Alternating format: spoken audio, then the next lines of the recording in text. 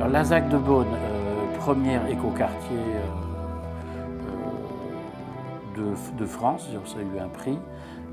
Un maire vert, Kermen, qui avait beaucoup d'ambition écologique.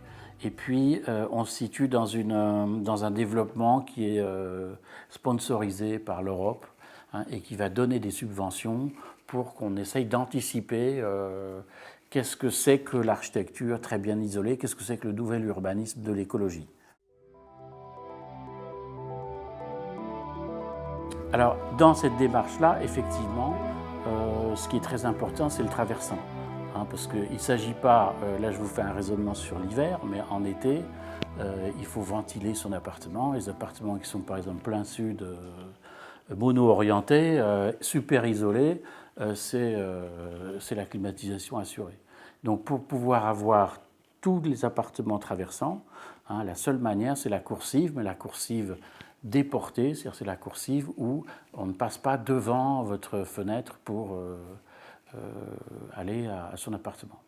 Et donc on l'a mis sur rue, et ça on a boisé la coursive. Hein, il y a des arbres qui traversent en fait, qui viennent se mêler là-dedans.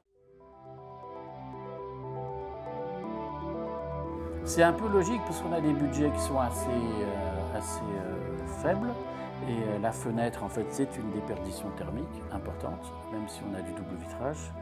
Et donc on essaye de réduire en fait. Alors il y a des règles maintenant qui s'appellent FLJ, de calcul d'apport solaire, qui fait qu'il y a des tailles, une espèce d'équilibre. C'est tellement complexe que quand on arrive à avoir l'équilibre, on se contente des trous que le calcul nous a donnés.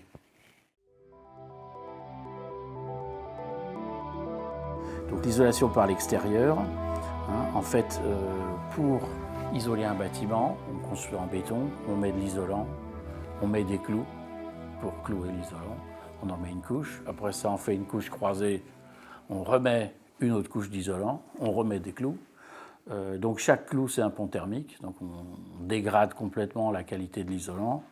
Moi je veux qu'on calcule les clous. Bon, ça commence à être assez périlleux, on arrive à des notes très dégradées. Donc je dis je vais mettre une troisième couche d'isolant, puis on remet des clous. Bon, on arrive à faire un truc 25 cm, bourré de clous, on a l'impression que c'est un tronc d'église tout clouté, ou un truc africain. Et on arrive après à se dire, bon maintenant, qu'est-ce que je vais mettre comme revêtement de façade? Alors, dans la maison des trois petits cochons, le cochon qui gagne, c'est celui qui a sa maison en brique. Donc vas-y pour la brique, donc un revêtement lourd. Mais quand vous voulez accrocher quelque chose de lourd aussi loin du dur, il faut une véritable structure. Donc là, il faut mettre une structure assez importante pour pouvoir venir visser en fait, la peau de brique du petit cochon. À Grenoble, on a une particularité, on est sismique. Donc déjà ça fait énormément de trous, donc il faudrait encore rajouter une couche. Et puis quand c'est sismique, il ne faut pas que la peau tombe. Donc c'est encore une autre structure.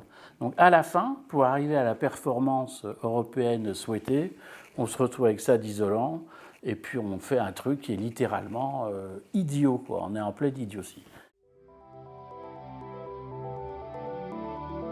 Et donc je m'étais dit, en fait, la surisolation, si on veut l'assumer, il faut faire le moins de clous possible, calculer les clous, et il faut avoir une peau molle. Il ne faut pas chercher à mettre du dur au bout. Et donc on part sur l'idée d'une peau molle, hein, qui nous a pris pas mal de temps. Donc c'est une membrane qui n'a pas de poids. Et quand on a fait le calcul, ce qui fallait 40 cm, ce qui demandait 40 cm d'isolant, finalement 18, ça passe très bien. Et donc, on se dit, ben voilà, on va designer un immeuble mou.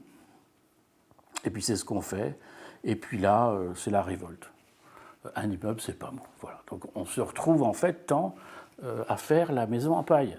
Il y a maison en paille, il y a maison en bois, il y a maison en brique. Et le petit cochon, on ne peut pas habiter une maison en paille. Il peut habiter qu'une maison en brique.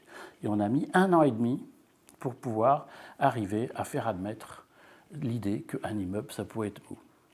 Et donc on a appelé l'immeuble Coming Out. Coming Out, c'est l'histoire d'un immeuble politiquement très correct qui est mou et qui veut être admis dans la communauté des bâtiments durs et faussement bodybuildés. Voilà.